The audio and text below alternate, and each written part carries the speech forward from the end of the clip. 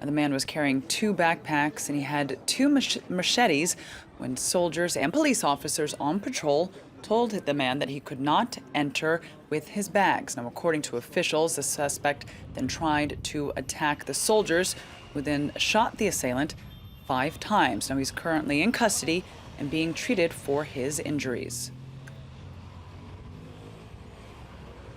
The attacker is alive. Paramedics are treating him now. And after a search of his backpack, indeed the 2 bags he was carrying on his back, we discovered that there were no explosives or other outstanding threats. So the perimeter has now been secured. Also, there were around 250 people in the museum, 250 visitors. They were kept at a distance in the area of the Louvre that was secured. All right, well, now for more on this, we can cross to France 24's Claire Williams, who's on the scene. She joins us now live. Claire, what do you have for us right now? Well, what we understand now, France's Prime Minister Bernard Cazeneuve has made a statement, and he says that it appears that this attack was of a terrorist nature. I'll just go through the details of exactly what happened. So at around about 10 a.m. this morning inside the Carrousel du Louvre, that's the underground shopping centre underneath the Louvre Museum, a man with a knife and a backpack, although it has now been confirmed that that backpack did not contain any explosive. This man with a knife appeared to lunge himself onto a police officer. The police officer opened fire. The attacker was injured. We don't yet know the gravity of his injuries. He has been treated at the moment. He's being treated by paramedics and was taken on to hospital. Of this soldier who was the one who was, the victim of this attack, who opened fire, he was part of the Opération Sentinelle. The Opération Sentinelle was basically a police operation set up 2 years ago after the Charlie Hebdo attacks in Paris.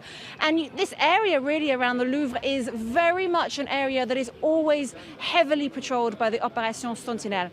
It's a tourist area, it's extremely busy. The Carrousel du Louvre shopping centre is very popular with tourists. It's always busy at any time of day. And so the Opération Sentinelle was here. Those police officers who were armed, there's usually 4 of them in any one patrol, they were in the Carrousel du Louvre doing their job when one of them appears to have been the victim of an attack, and that's why he opened fire. Claire, can you tell us a bit more? Now, I do understand that, of course, certain areas were closed off access, then denied, but about 1,000 people or so, I understand, were actually inside the Louvre Museum at the time.